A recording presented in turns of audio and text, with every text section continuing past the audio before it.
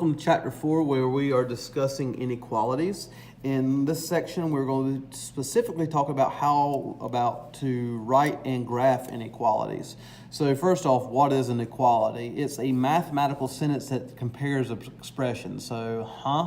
Remember the last time we talked about equations where I would have a bunch of gobbledygook and then I would have an equal sign with a bunch of other gobbledygook? And this gobbledygook right here was what we called an expression, and that could be something like 3x plus 2 equals 5.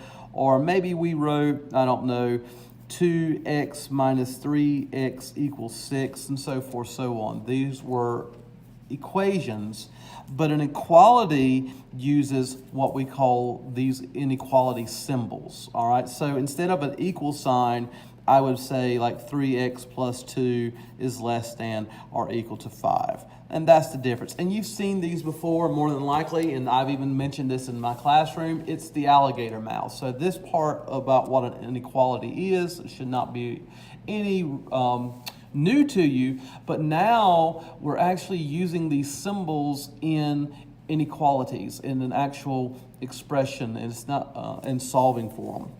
So just here are our symbols, and these are key phrases. So if we see this, it means is less than or is fewer than. Generally speaking, these expressions that you see right here are what you will see in a word problem. So if you see a word problem that states, something is at most, you need to think, oh, wait a minute, is at most, oh, here we go, it should be this symbol. Now, for at this moment in time, you've got all of this, and I'm not going to read all this to you. You can read it on your own. But this is one of those things I'm going to tell you, you don't have a choice. You got to memorize it, okay? I'm sorry, guys. I wish there was easy ways of doing things. These first few are pretty easy, but this right here is the most confusing, is this guy. These four right here that I've just circled. They tend to be the most confusing, including to myself. And I have to really stop and think, when I see this language in a word problem, do I use this symbol or do I use that symbol, etc., etc. Now, so what we're going to do right now is we're actually going to kind of practice using this terminology, and we're going to see if we can figure it out. So it says this: a number q plus 5 is greater than or equal to negative 7.9. Well, let's just stop with this first part. It says a number q plus 5. Well, that's really easy. I'm going to say q plus 5. A number q plus 5 is greater than or equal to. Well, if we go back, we can kind of look at our chart right there. We have it right here, is greater than or equal to. So it's this symbol, is greater than or equal to negative 7.9. And that's it. That's all we're doing in this. We're just simply rewriting it. So let's look at the next one. A number z minus 7. Stop. A number z minus 7. So I'm saying z, take away 7, is at most. So again, let's look at our chart up there. Is at most gives me this symbol. Is at most 6.5. All right. Let's move on and do a couple more. It says a number t is less than or equal to 5. All right. A number t is less than, so we can look at our symbols again, is less than or equal to, so I was about to mess up. I noticed that. I read the is less than, and I was getting ready to use this symbol, but it says or equal to. So that means I'm using this symbol. Is less than or equal to 5. Let's read another one. A number g subtracted from 6 is no more than 3/4. All right, so let's look at this first part. A number g subtracted from 6. So you have two possibilities. We're either going to say g minus 6 or we're going to say 6 minus g. Let's read that sentence one more time. A number g subtracted from 6. So it's saying that I'm going to take g out of 6. So the way I have to write it is 6 minus g. This is the number G subtracted from the number 6. It's read a little bit backwards. Now that I've got that, is no more than. So I'm going to use my chart to help me out. Is no more than gives me this symbol. Is no more than 3/4. All right. So these are really tricky. And when you go to do these in your homework, keep this by you so you can kind of use it as a reference. But like I said, you really need to kind of get in the habit of using these over and over again. There's really no trick to it other than just a memorization to it and and like I said before, these are the most tricky because it's easy to flip-flop them by mistake. All right, now that we've done all that, we've done some of those problems. It says, tell whether the given value is a solution of the inequality. And it gives you r minus 3 is less than or equal to 9. And then it tells you that r is equal to 8. Our job is to see, does r really equal 8? Is this a true statement? And what we do is we take this r and we plug it back into this inequality. So r minus 3 is less than or equal to 9. We're going to rewrite it and say 8 minus 3 is less than or equal to 9. And let's solve this out. R minus 3 happens to be 5 is less than or equal to 9. Is this true? Yes, it is. So yes, r is a solution. R is equal to 8. That is a solution. All right? So yes, that is true. Why don't you try number 4 on your own?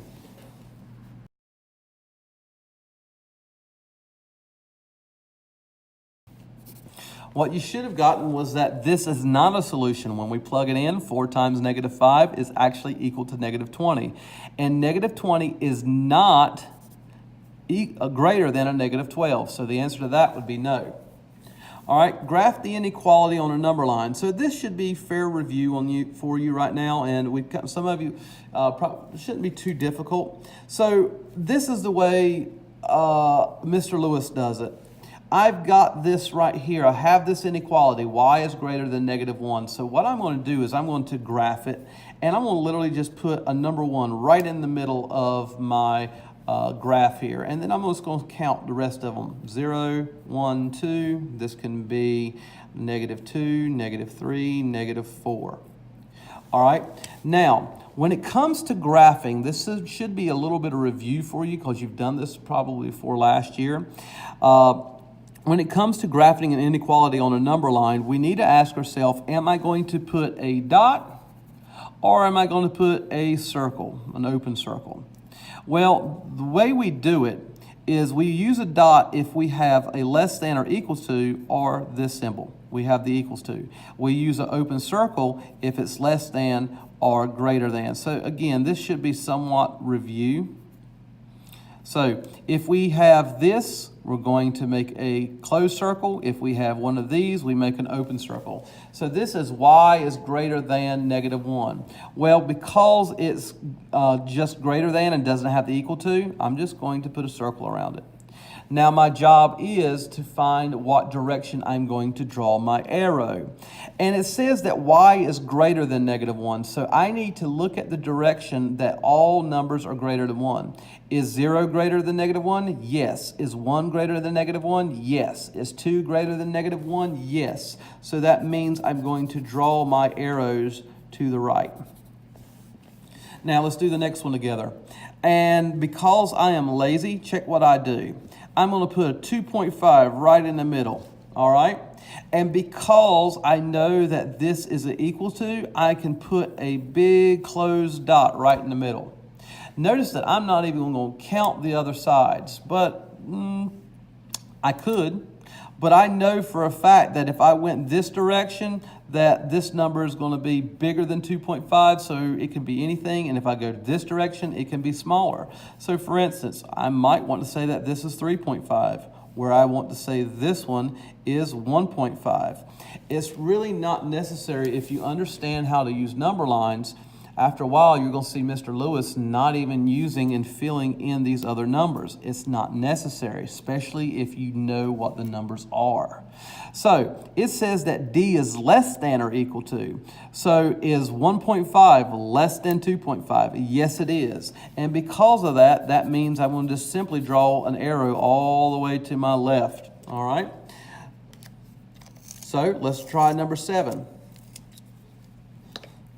I'm going to do it again, 3 3/4. And this time, I just don't want to even write any numbers. I know that this is bigger than 3/4. I know this number is going to be less than 3/4. And because this has a equals to, it means I'm going to draw a closed circle, a dot. And since it says S is greater, it means that I'm simply going to move to the right. S is greater. So all the numbers to this direction, to the right of 3 3/4, is my arrow. I'm done. I'm going to do the same thing here. I'm just going to put a 9 right in the middle. Because this does not have the little line and it's not an equal to, it means that I have an open circle. And since it says that P is less than 9, it means that all the numbers to the left is going to be my answer. Notice after a while, like I said, I didn't even have to draw out all the numbers. However, if putting all the numbers helps you, please do so. But just remember, P is less than 9, and all the numbers that are less than 9 happen to be on this side. All right, and that's kind of it about this video. You know what? Let's take a look at number 9. All right, I am going to work this one out for you. It says you have at most 30 games on your smartphone. Write an inequality that represents this situation. So the first thing we need to figure out is the variable. So because it says you, I'm going to use the letter Y. You have at most. Well, it says at most would be this symbol right here. So you have at most 30 games. And you're done. And that's it for this video. And I will see you in the next one. As always, ask questions. If you get confused, please make sure to use this chart to help you out. It's going to be very useful to you. And I'll see you in the next video. Bye-bye.